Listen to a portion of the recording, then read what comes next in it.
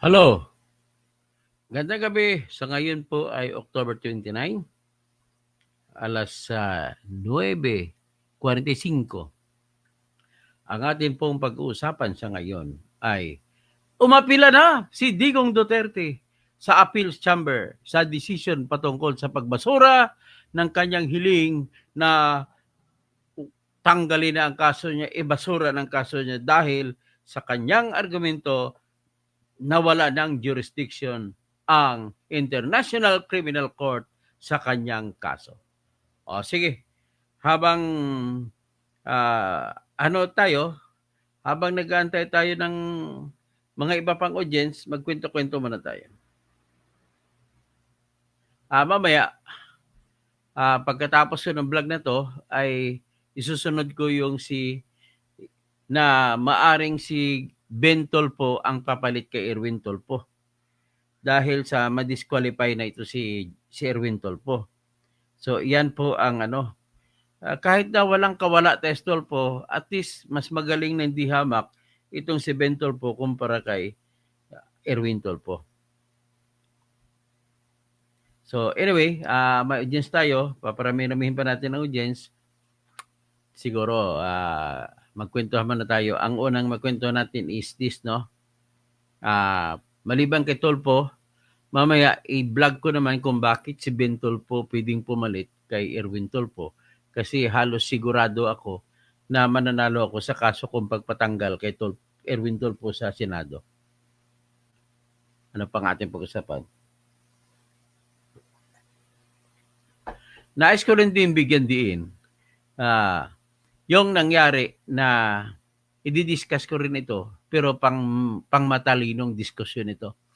Nung binasura ng Supreme Court yung petition na Jinggoy Estrada na ibasura na ang kanyang bribery case dahil ito ay sakop na ng plunder case na binasura na laban sa kanya. Pag-usapan din natin yan, pero pang matalino lamang yon. Be careful kayo maintindihan nyo, malalim yon. Wala akong kinakampihan dyan. In fact, binibira ko pa nga si Jinggoy. Next, ang nakita kong pwedeng pag-usapan ay si Curly Diskaya at saka yung si Gutesa.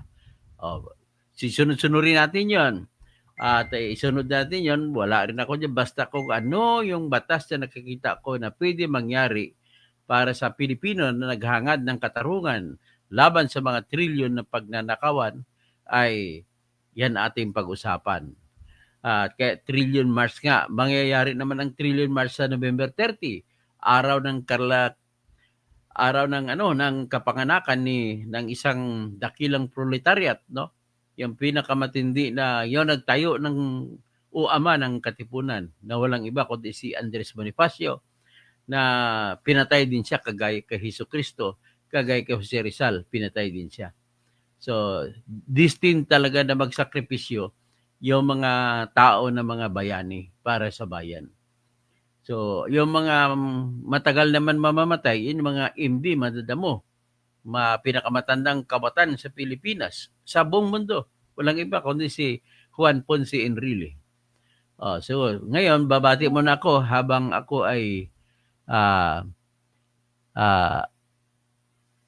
may nangayon. Okay.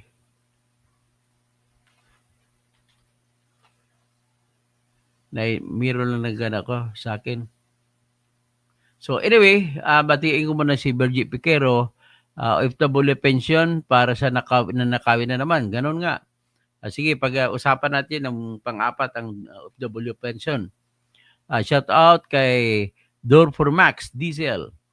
Miriam Tuyor, good evening po. Tapos Helen Bagyo. Ma'am Baggy, kumusta po? Kung maalis po si Senator Irich, maalis din ang OFW pension. Ganon ba? Ferdinand San Juan, good evening po. Attorney General Dr. Tirador, Katotohanan, Kausing. Tapos Ruben Obani, God bless. Tatay Diggs, Virgie Piquero, Rafi Tolpo, next disqualified. O yun, antayin ko lang muna yung hiningi ko kay Attorney Libaya na mga papel at kakasuhan ko sunod si Rafi Tolpo. Kaya lang maghanap ako ng 60,000 pesos na pangbayad sa filing fee.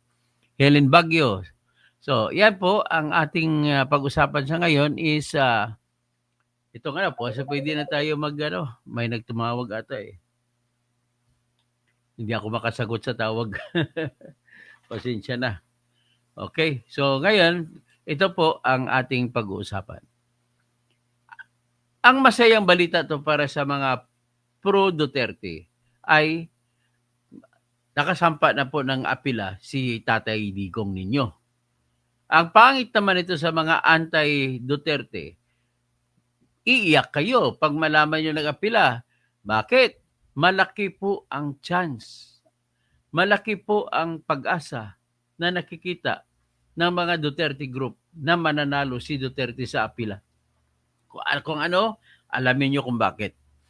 Mercado kasi Dr. Toto Kausing, good evening. Bakit nagkaganon na si Gutisa pa ang kakasahan? Hindi, papaliwanag natin yan mamaya. Tapos Herty Basislao Moises. Okay, simula na tayo ngayon. Ipakita ko muna, ulitin ko lang ang anunsyo. Mga kababayan ko, pro or anti-DDS, dapat nyo malaman, pati mga biktima no sa tukhang, dapat nyo malaman na nagsampa na po ng notice of appeal o apila si Digong Duterte. At obligado naman ito ngayon yung dinirekta nila apply sa appeals chamber. At kasunod nun, nagagawin nila ay isampa na ngayon yung argumento. Sa ngayon, nag-notify, nagbigay lang sa pinaalam lang muna nila na sila ay mag-aapila. At yung apila nila ay ang lahat ng laman ng desisyon i-apilan nila.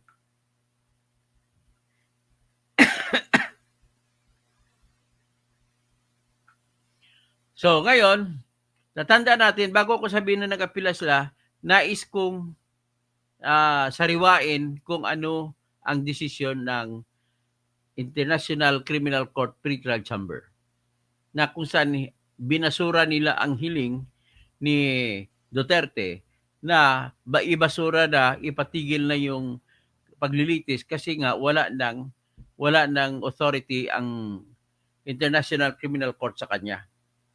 Okay, ano bang argumento naman ni Duterte? Bakit nasasabi niya na wala ng authority ang International Criminal Court sa kanya?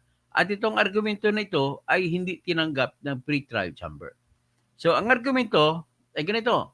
Number one, wala na pong authority ang ICC pre-trial chamber, pati yung ICC trial chamber, na ipagpatuloy ang kaso laban sa kanya kahit sabihin pa natin na yung mga krimen na gagamitin ay nangyari sa panahon na kasapi pa ang Pilipinas ng International Criminal Court at saka Rome Statute na batas. Pag sinabi ko Rome Statute, batas yan na international law.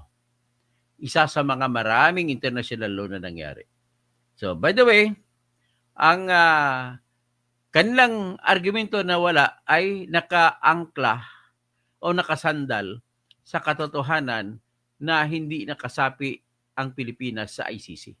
Sa panahon ng ipinalabas ng ICC Pre-Trial Chamber ang authority na magsasagawa ng investigasyon. Sa sistema kasi po ng ICC, magkaroon lamang ng investigasyon at magkaroon ng paglilitis kung mayroong ipinalabas na authority to investigate. O di kaya kapangyarihan na pag-iimbestiga ng mga kaso na napapaloob sa ilalim ng bansang Pilipinas. Okay. Sa sitwasyon ng Pilipinas, ang Pilipinas ay naging member mula noong November 1, 2011 hanggang March 16, 2019. So, ibig sabihin, lahat po ng krimen na nangyari sa loob ng petsa na yon ay sakop sa pwedeng ikakaso laban kay Digong Duterte. Yan po ang tinatawag na jurisdiction because of membership. Okay? So, ibig sabihin, kung may tinatawag na jurisdiction because of membership, sinasabi na jurisdiction temporal. Temporal, ibig sabihin sa panahon. Tiempo. So, jurisdiction sa tiempo at the time. So, at the time, yung kasapi pang Pilipinas ay hanggang March 16, 2019 kasi nag-withdraw ang Pilipinas. Sino ba nag-withdraw? Si Duterte din. Okay. So ngayon, sa argumento na yan na hindi na member, dapat, ang argumento nila ni Duterte, dapat kung manghingi kayo ng investigasyon para ikakaso laban sa akin at para ako'y lilitisin, dapat ginawa nyo yan sa panahon na member pa ang Pilipinas ng ICC. Okay? So, sinabi ko, ang membership ng Pilipinas sa ICC ay hanggang March 16, 2019 lamang. Bakit ito na ganito?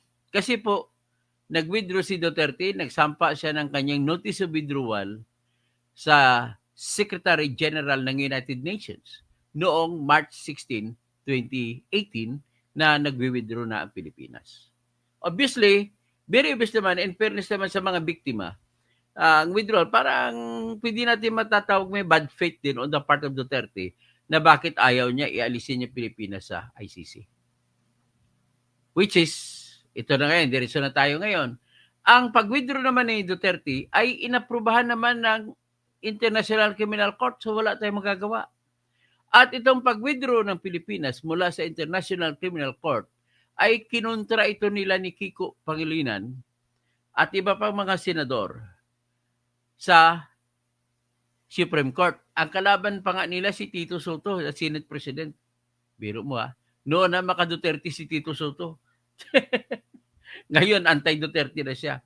So, nevertheless, ang decision ng Supreme Court sa kasong iyon ay may jurisdiction din ang ICC sa mga krimen na nangyayari sa panahon na kasapi pa ang Pilipinas. Which is, no contest yan. No contest, no dispute. Next is, ang tanong naman, ang argumento na naman nila ni Kiko Pangilinan ay hindi pwede, bawal na yung pag-withdraw ni Digong Duterte sapagkat doon inaprubahan ito na sasali ang Pilipinas ay ibinutuhan ito ng 2/3 ng membership ng Senado sa panahon nila ni Bongbong Marcos. Senador pa si Bongbong Marcos noon, buto-buto sila more than 2/3. Ay di bang ilang senador pa ang 2/3? Kung ang senador natin ay 24, divide by 3, that is 8. So 2/3 times 2, 8 times 2, 16. So 16 senators at least ang bumoto. Isa dyan si Bongbong Marcos na gusto niya sasali sa ICC ang Pilipinas. And it was submitted in August of 2011. At 2 months, ilang months, August, September, October, November. November 1, naging member na ang Pilipinas. So 60 days. So, ang question naman ni Kiko ay binasura din ng Supreme Court sapagkat sabi ng Supreme Court na sinulat ni Marvick Lunin na desisyon, moot and academic na, hindi na namin pwedeng desisyonan kung tama ba o hindi yung pag-withdraw ni Duterte ng Pilipinas mula sa ICC sapagkat tinanggap naman ng ICC ang pag-withdraw despite the absence of the Senate conformity. Period. Wala na. Takbo tayo ngayon. So ngayon, dahil nag-withdraw ang Pilipinas noong March 16, 2018, na sa ilalim po ng Article 1 to 7 ng Rome Statute na pwedeng mag-withdraw mula sa ICC ang kahit sino na bansa. Basta masunod lang ang 4 na kondisyon. Ang una sa 4 na kondisyon ay magiging epektibo lamang ang pag-withdraw 1 taon mula ng panahon na maisampa ang withdrawal. Sa atin, sinampa ang withdrawal noong March 16, 2018. So 1 taon ay pinakahuling araw ay March 16, 2019. So bagkos, March 17, 2019, hindi na tayo member. So yan ang unang kondisyon. Pangalawang kondisyon po ay kailangan kung may utang pa ang Pilipinas sa bayarin sa kontribusyon o membership sa ICC, magbabayad dapat ang Pilipinas. Okay? So, ganun yan. Pangalawang kondisyon yan. Pangatlong kondisyon, kung may cooperation na nangyayari, ibig sabihin ng cooperation, may agreement na nangyari o kasunduan kung sa Tagalog pa sa gitna ng Pilipinas at ng ICC sa panahon hanggang sa hindi pa naging final hanggang sa araw hanggang March 16, 2019 kung meron nagawa na agreement or cooperation sa gitna ng Pilipinas at ICC, may obligasyon pag Pilipinas kahit na nakawala na ito sa Rome Statute. Okay? Ang tanong, meron bang agreement? Ang sagot, wala po.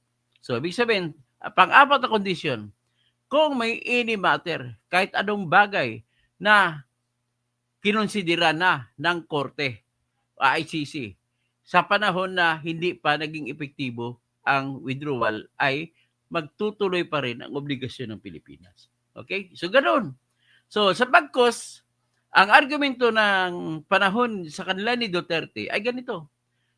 Noong panahon na kasapi pa ang Pilipinas ng ICC, ay ano ba ang nangyari? Ang nangyari lamang po ay pagsampa ng preliminary, ang pag-anunsyo ni Prosecutor Fatou Bensouda na magkakandak na sila, magsisimula na sila ng tinatawag na preliminary examination. That was done on February 8, 2018.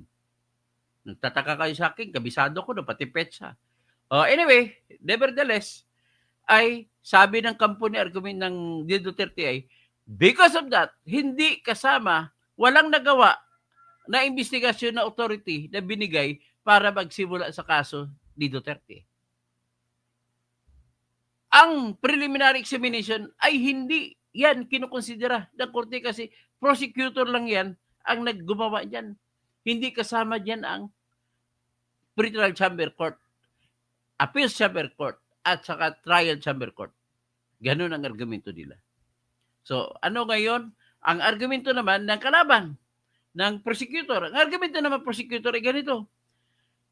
Dapat gagalakin ang preliminary examination na mayroon pa ring jurisdiction or authority to try and decide on the case of Duterte dahil sa preliminary examination. Ibig sabihin, magkabaliktaran ang posisyon.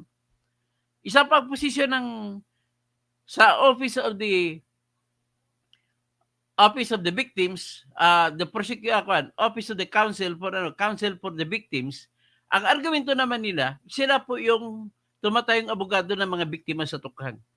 Ang tayo naman nila is, ganun din, kailangan i-considera na yung preliminary examination ay matter under the court. So, magpatuloy pa rin jurisdiction.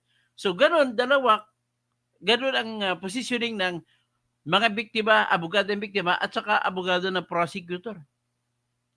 Okay, tapos ano pang nangyari?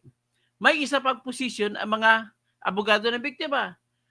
Karumal-dumal daw na krimen ang nangyari. At itinayo yung ICC para kalabanin ang karumal-dumal na nangyari sa buong mundo, kaya ay kontra sa konsensya para ibasura na lamang ang kaso ni Duterte. Ganun, naglalaban-laban.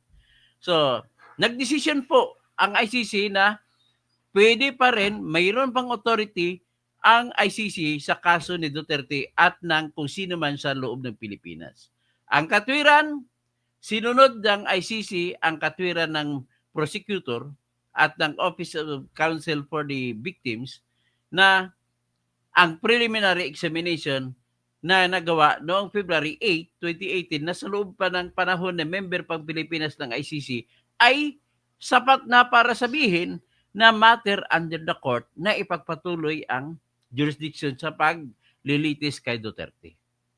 At isa pa rin sa sinasite ng ICC na padahilan ay yung dapat na karumal-dumal ang nangyaring krimen at hindi binuo ang ICC para hayaan na lamang ang mga krimen na nangyari na ganito kalupit. Kaya, it is a compelling reason na isantabi yung procedure, yung batas, just to give way to what they call as human justice. Okay? Ganda rin ang mga awayan. So sa ngayon, may isa lang na binanggit din ang ICC na daw lang sila sa preliminary examination na ginamit nila hindi not all the times na pwedeng gamitin ang preliminary examination bilang dahilan para sabihin na may kapangyarihan ang ICC sa kaso ng mga sitwasyon na kung saan ang mga krimen ay nangyari sa panahon ng bansa ay kasapi pa at nang isinampa yung request for authorization to investigate ay sinampa, hindi nakasapi. Sabi nila ay depende case-to-case basis daw ang application ng preliminary examination. So dito mo na makita na wala palang batas na nagsasabi na yung preliminary examination ay magbibigay kapangyarihan sa ICC na magpatuloy ng paglilitis kay Duterte. Yan ang number one weakness na nakikita ko na mananaig ang apela ni Duterte.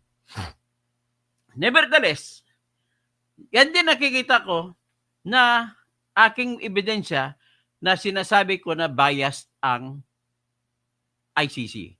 Bakit? Alam naman pala nila na walang batas na nagsasabi ng preliminary examination ay magbibigay ng kapangyarihan sa ICC para lilitisin ang kaso. Bakit nila ginamit sa kaso ni Digong?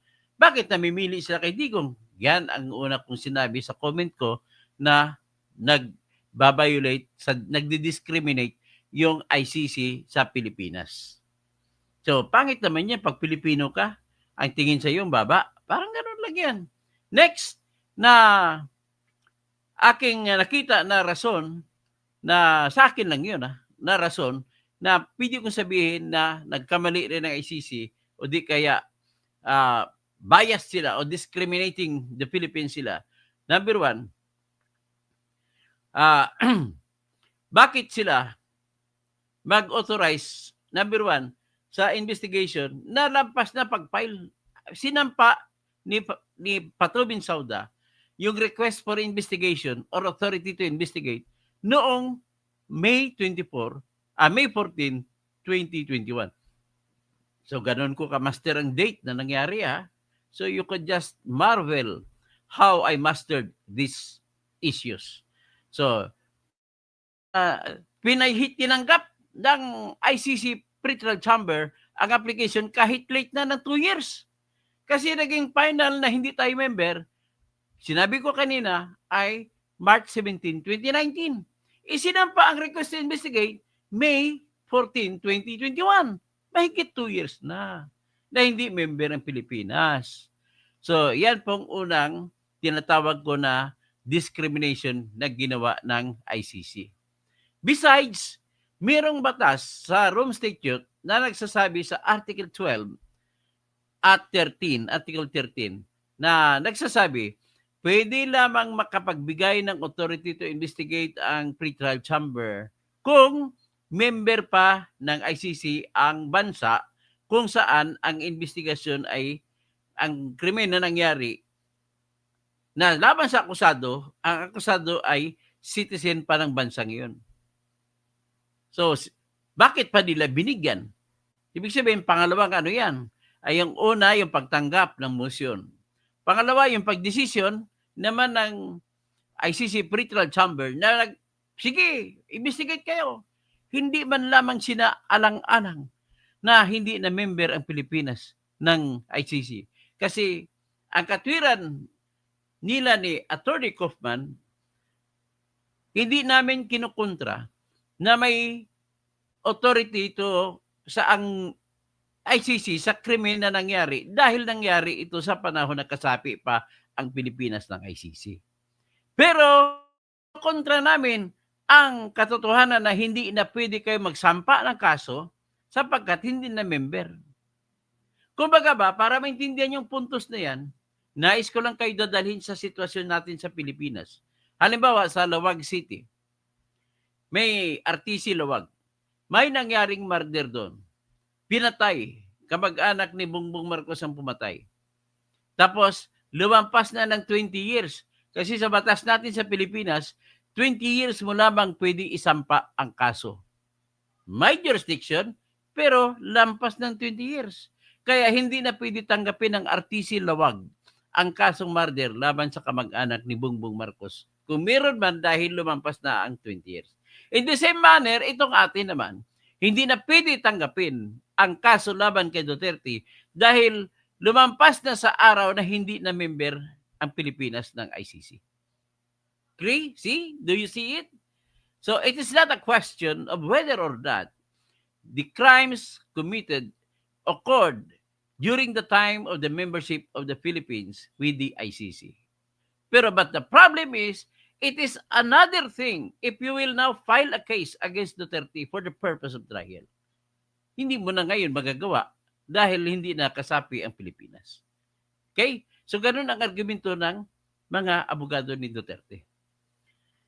At, lo and behold, sinabi ko nga, nagdesisyon ng ICC, ulitin ko lang ang kanilang katwiran na yung sa katotohanan na mayroong preliminary examination na inanunsyo noong February 8 ay sapat na sabihin na iyon ay a matter under consideration by the court. Tapos ang court nila, capital letter C. Pag sinabi capital letter C, the entire court.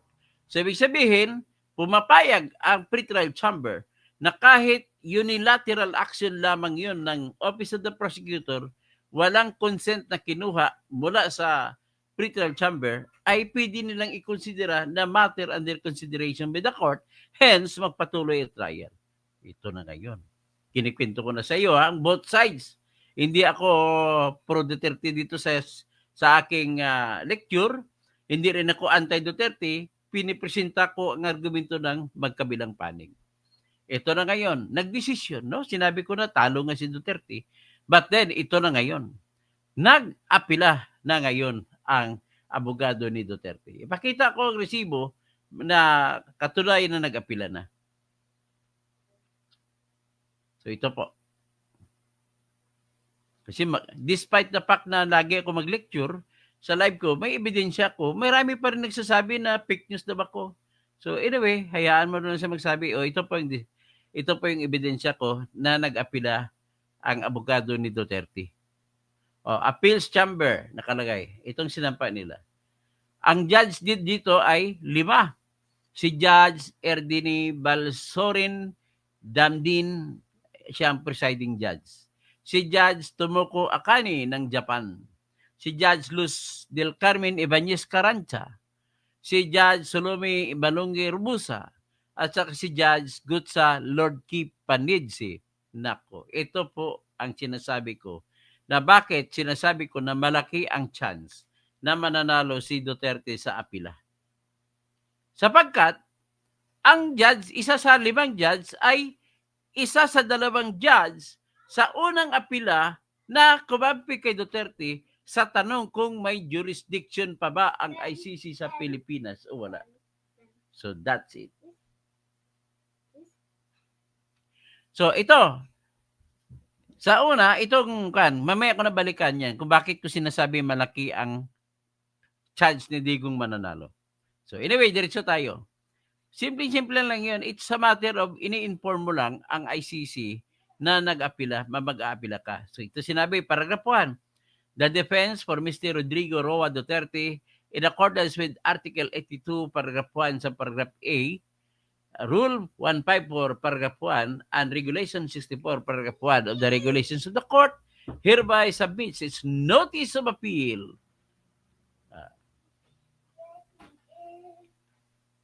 So ito, notice of appeal against the decision of the defense challenge to the jurisdiction of the court issued by Pretrial Chamber 1 on 23 October 2025.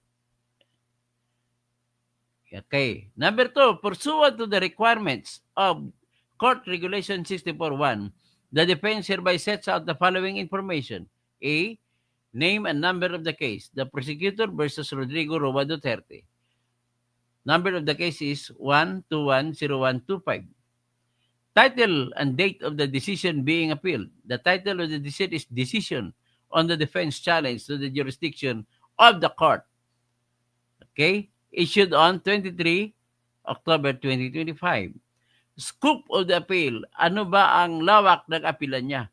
Ang sinabi to, the appeal is directed against the whole decision. So, entire decision. So, the provision of the statute pursuant to which the appeal is filed. Ano yun? Article 82, Paragraph 1, paragraph A of the Rome Statute. Okay?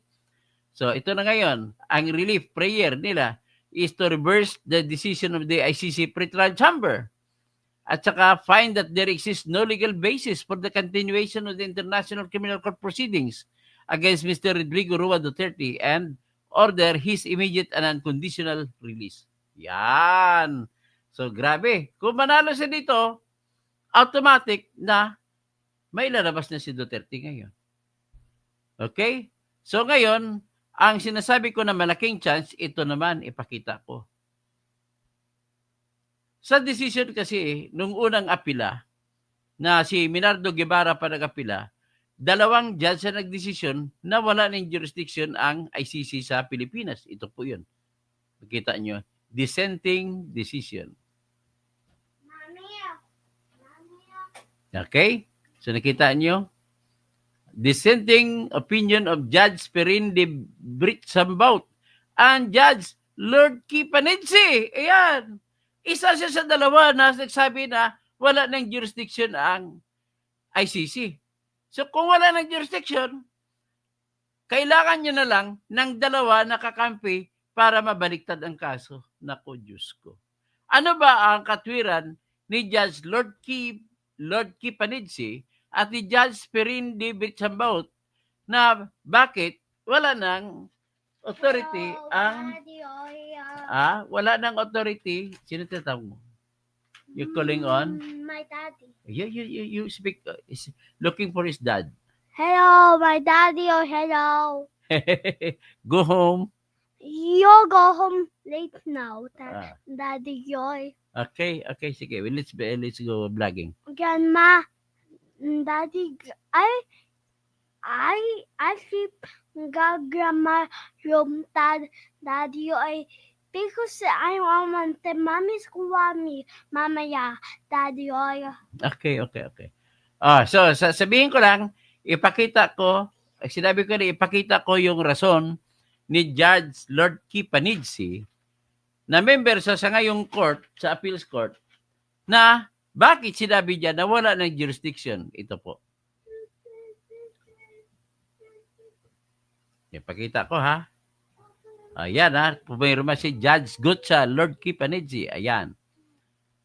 Sabi niya, crucially, in the interpretation of Article 127, Paragraph 2 of the statute is espoused by the prosecutor. It cannot be reconciled with the principles of the Vienna Convention on the Law of Treaties and with the intention of the drafters of the statute, as that interpretation would render Article 127 meaningless by allowing to trigger the court's jurisdiction indefinitely. In our view, Article 127 of the statute is contained in the final clauses or Part 13 of the statute. The provisions contained in that part cannot alter the carefully crafted jurisdictional regime contained in Part 2 of the statute. For the foregoing reasons, we consider that the pretrial chamber erred in law in concluding that the court had jurisdiction over the Philippines situation, despite the Philippines' withdrawal from the Rome Statute. As a result, we would have granted the Philippines' first ground of appeal and found that the court cannot exercise jurisdiction in the Philippines situation. Consequently, we would have found the remaining grounds of appeal moot. We would also have directed the pretrial chamber to withdraw the authorization for the prosecutor's investigation. Okay? Very clear. So, big sabihin, sa ngayong apila, mayroon ng 1 vote si Duterte, kailangan na lang ng 2 votes para manalo siya. So, tingnan natin ang Article 35, yung mga second penultimate paragraph. Article 35.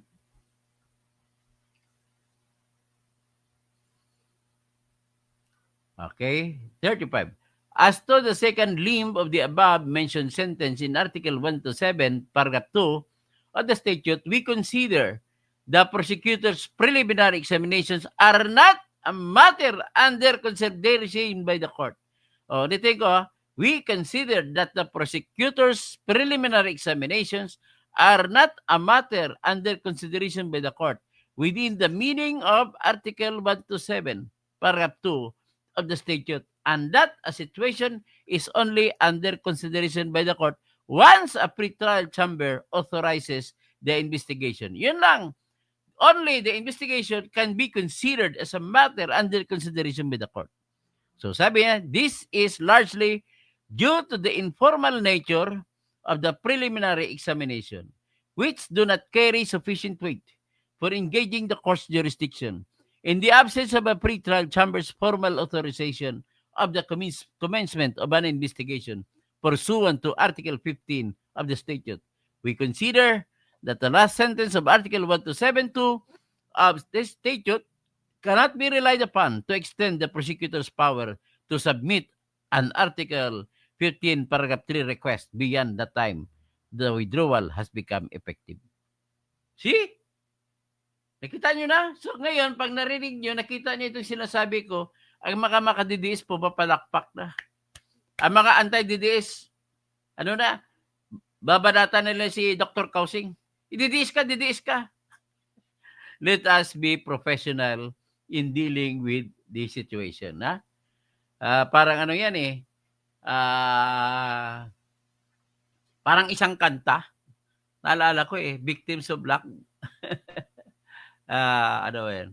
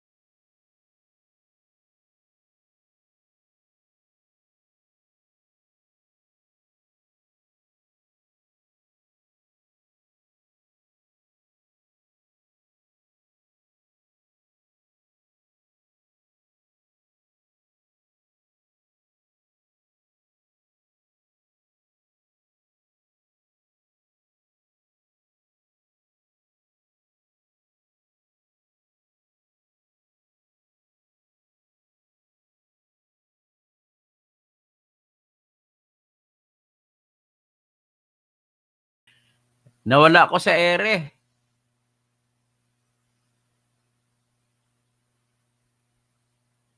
Nawala ako sa ere. Pasensya na. May matake na naman.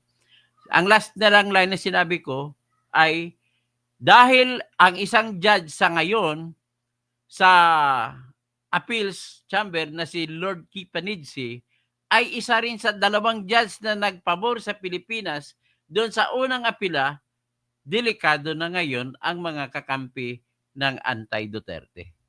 Malamang po, pinipredict ko mananalo si Duterte dito. Pinipredict ko, I dare.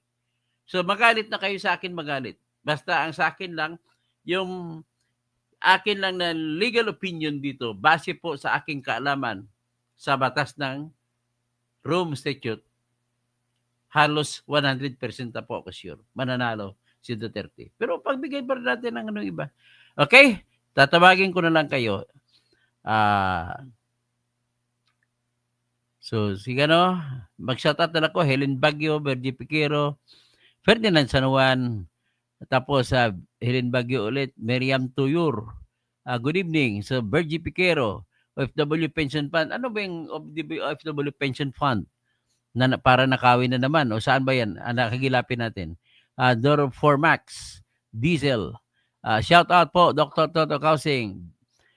Binana, kung gusto mo makilala si buong mundo, sa buong mundo, mag-sacrifice ka, yan ang ginagawa ng mga heroes. Ikaw naman. Binana, siniseryoso mo yung kinikwento ko na namatay si Rizal at namatay si Bonifacio. Masyado ka namang malupit. Gusto mo pala ako mamatay? Huwag naman. Therefore, Max Diesel, si Tolpo po, tinitira kayo, alam niya na kayo nag-file ng disqualification. Ayan mo, siya ngayon ang tatapik ko sa ngayon pagtapos nito. Si Mercado Cathy, Dr. Toto Kausing, good evening. Bakit nagagano na si Gutesa? Yata ay kakasuhan. Yun, tatapik natin yan. Herty, Bisislao, Moises. Wow, love, green love. So, makasara siya. Regine Ford, magandang gabi, Attorney Toto. Edgar Nacion, Dr. Toto, good evening po. Rudy Rabi, Yamuel 815, magandang gabi po, Dr. Toto Kausing, and linaw ng paliwanag, madaling intindihin. God bless you. Rudy Rabi, Pastor, kumusta? Tapos si JJA, Dr. Toto, nag-withdraw din ang Malaysia noong April 2019, sunod sa Pilipinas sa rasong infringement on the sovereignty. Tingin ko nakita din nilang argument ng Pilipinas. Well, I am yet to know it. Rodi Rabi. Tapos si Vic Relator. Kawawa si Toto na naginip ng gising. Nananaginip ng gising. Nakatulala sa hangin. Yan ang gusto mo sabihin ni Vic Relator. Okay lang ho yan. Okay, Manny Albao. Dr. Toto, salamat sa mga paliwanag mo. Talagang matuto ka ang ikaw ang nagpapaliwanag. Pixie, aming mind conditioning mo talaga mga DDS. Hindi naman, I'm only telling the truth, Pixie. Ina-analyze ko lang based on my experience as a legal mind. Ganun lang. A legal mind without license to practice law. Ganun lang kasimple. Bernard Magtibay. Pixie, tanggap ng international community ang kapalaran ni Dingong. Inabuso niya kasi. Opinion mo yan. Ay ginagalang kong opinion mo. Mercado Cathy, Big Relator, magising ka or mag-aral kahit kaunti about law para may kaalaman ka. Na-lecture ang katuloy yung Big ni Mercado Cathy. Pixie, ikaw ba naman magbigay ka ng statement na kung ayaw manlaban, i-encourage mo ang suspect manlaban?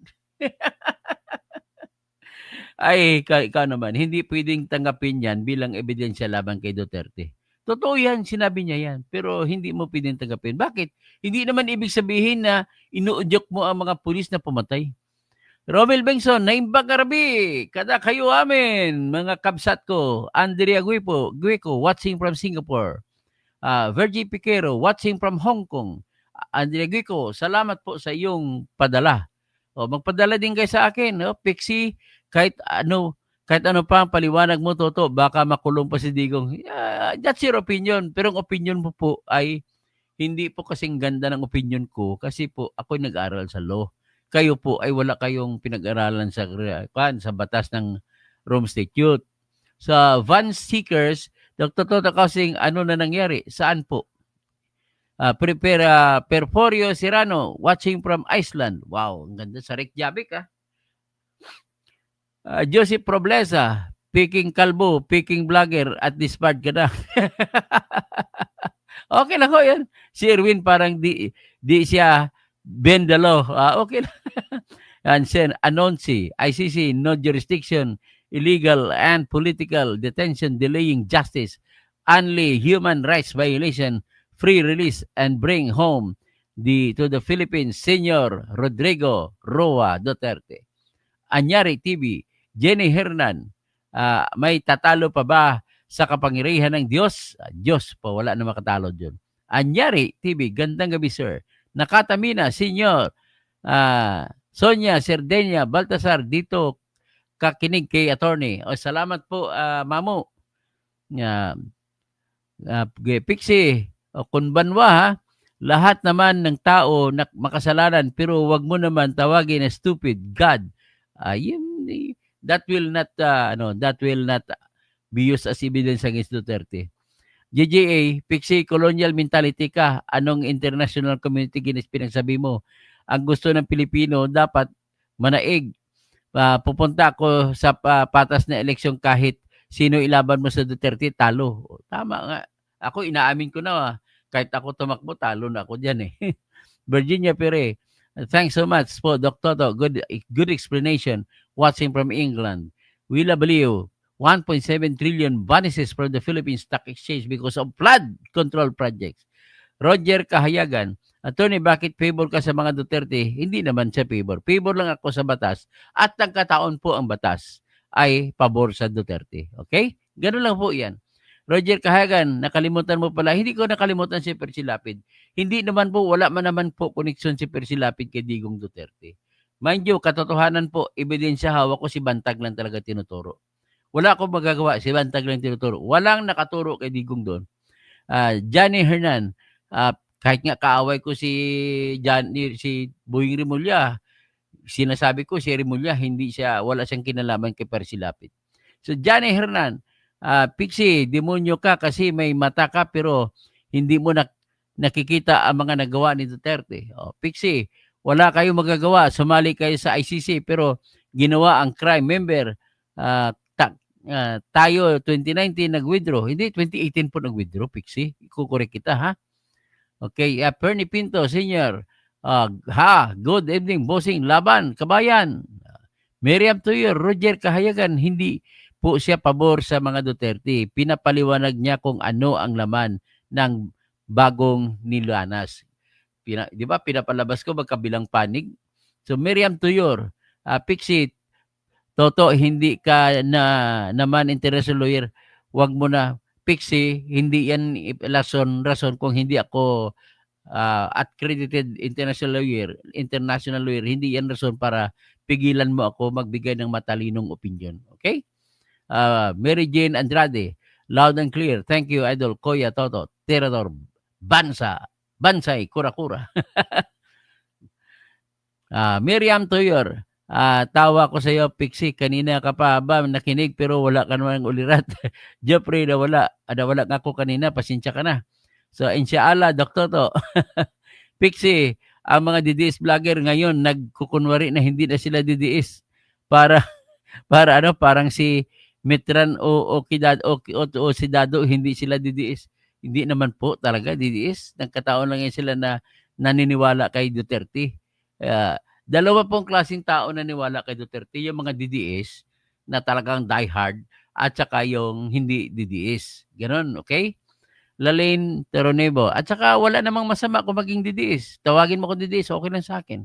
Salamat, Dr. Toto, sa paliwanag. Marami ako naintindihan sa batas ng Pilipinas. Modern, hindi po lalabas si Digong sahig doon siya manigas. Isa pa ito.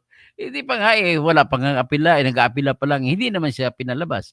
Bergie Piquero, iyakan ang mga NP at addictus lawyer, sina Kunti, Butoyan at Andres. Buti binanggit mo si Joel Butoyan. Nais ko lang i-call out si Attorney Joel Butoyan. Attorney, narinig kita minsan. Sinabi mo na hindi na pwede mag-apila si Duterte. Mali po kayo dyan. Tingnan mo po, reviewin mo po yung Rome Statute.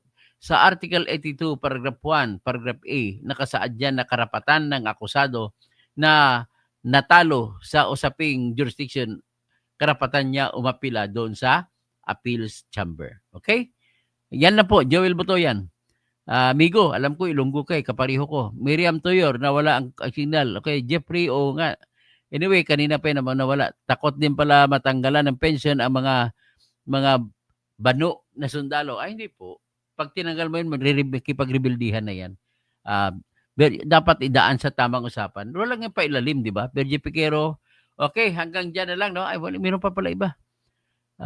Si Ayan Cunyado, Dr. Toto, nawala ka. Lea Ramada, shout out ka, Toto. Rowan Basera, Sir Toto, shout out mga basera sa Antique at Digo City. Mga basera dyan sa Digo City at saka Antique.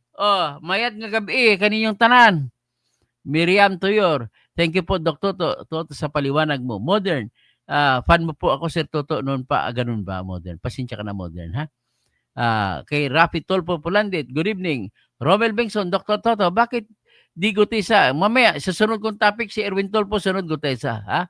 Andre Gueco, Maya Pabingi, na Imbagrabim, Pili Ibiat, saka Masantos Yalabi sa mga kamag-anak ko sa Pangasinan.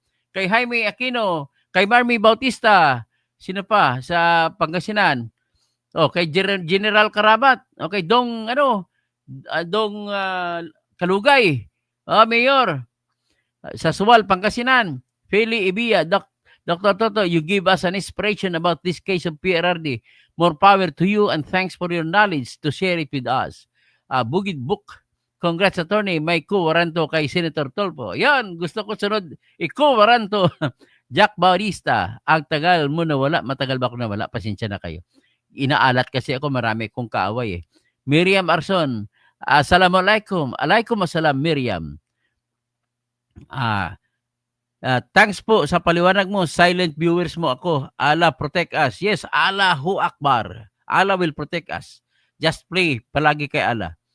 Boogie Book, attend ka na ba sa attorney sa Kuwaranto?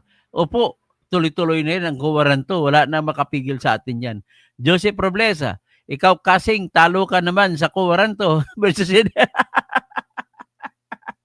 bakit ako tabaging disbarred kung hindi siya galit sa akin? Kung hindi siya natatakot sa Kuwaranto ko. 'Di ba? Kung may ebidensya siya, ngingiti-ngiti lang 'yan eh. Pero dahil na-feel niya ang bigat ng ebidensya ko, kaya nagagalit sa akin. Sinabi niya ilang beses ko pa na isampa. Problema, kaibigan niya si Erwin Garcia, kaya binabasura ang kaso ko. Modern, ingat lagi sir. Tapos Pixie, Toto, pustahan tayo. 1 million ako, mabubulok na si Digong sa ICC. Anong 1 million? 1 million na tawa, pwede, pero pera, wala pa akong pera. So magandang gabi po, balik kayo. Hinihimo ko kayo maging member sa aking channel kasi magli-lecture ako doon, exclusive lang para sa mga members. Okay, magandang gabi po sa lahat at isang kukopihan ko si Percy Lapid Magandang gabi! BBM?